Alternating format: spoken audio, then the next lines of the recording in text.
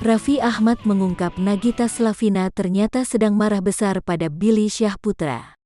Hingga kini menurut Raffi Ahmad, Nagita Slavina masih belum memaafkan Billy Syahputra. Perseteruan Nagita Slavina dan Billy Syahputra diungkap Raffi Ahmad. Menurut Billy, Nagita Slavina marah karena sikapnya pada Rafattar. Kejahilan Billy Syahputra pada Rafattar dianggap keterlaluan. Apalagi, kejahilan tersebut diposting di akun YouTube-nya. Ini kenyataan yang baru saja terjadi. Setuju kan lu kalau lu kemarin ketakutan lu telepon berkali-kali gak diangkat? Lu lagi berantem besar sama istri gua sampai Nagita Slavina marah.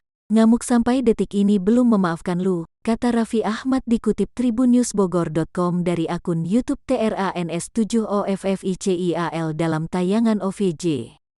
Billy Syahputra tak menampik ucapan Raffi Ahmad.